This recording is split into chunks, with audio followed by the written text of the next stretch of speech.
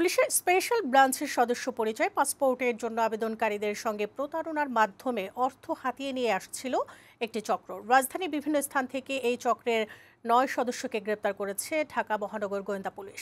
সংবাদ সম্মেলনে ডিবি প্রধান জানান, প্রথমে পাসপোর্ট অফিসের কয়েকজন পিয়ন ও আনসার সদস্যদের সহায়তায় পাসপোর্ট আবেদনকারীদের তথ্য সংগ্রহ করত এই চক্র। পরে পুলিশ পরিচয়ে সাহায্যের নামে টাকা হাতিয়ে নিত তারা।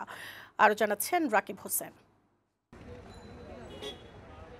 পাসপোর্ট অফিস ঘিরে প্রতারক চক্রের দৌরাত্ম্য বেড়েছে, তাও আবার পুলিশের স্পেশাল ব্রাঞ্চের সদস্য পরিচয়ে। তাদের সহায়তা করছে পাসপোর্ট অফিসের কিছু লোকজন। এমন প্রতারণার ঘটনা জানতে পেরে তদন্ত শুরু করে ঢাকা মহানগর গোয়েন্দা পুলিশ। সন্ধান মেলে একটি প্রতারক চক্রের। ঢাকার বিভিন্ন স্থান থেকে গোয়েন্দা পুলিশের হাতে গ্রেপ্তার হয় এই চক্রের 9 সদস্য, যারা দীর্ঘদিন ধরে পাসপোর্ট আবেদনকারীদের সঙ্গে প্রতারণার মাধ্যমে অর্থ হাতিয়ে নিত। গোয়েন্দা পুলিশ জানায়, চক্রটির মূল হোতা কাজী বেল্লাল। তার পরিকল্পনায় চক্রের বাকি সদস্যরা কয়েকটি ধাপে পাসপোর্ট আবেদনকারীর তথ্য সংগ্রহ করত। এরপর হোয়াটসঅ্যাপে নিজের পুলিশের পোশাক পরিহিত ছবি আপলোড দিয়ে আবেদনকারীকে সাহায্য করার জন্য ফোন করে টাকা হাতিয়ে নিত।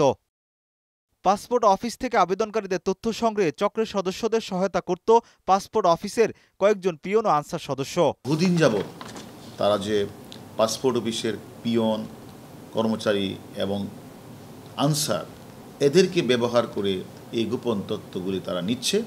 আর বেলাল এই গোপন তথ্যগুলি নিয়ে আবেদনকারীদেরকে তারা পুলিশের ছবি অ্যাপসে অ্যাড করে তারা এগুলি দিয়ে মানুষকে বিভিন্নভাবে প্রতারিত করে আসছে।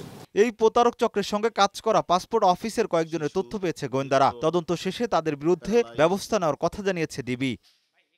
রাকিব হোসেন, বৈশাখী সংবাদ, ঢাকা।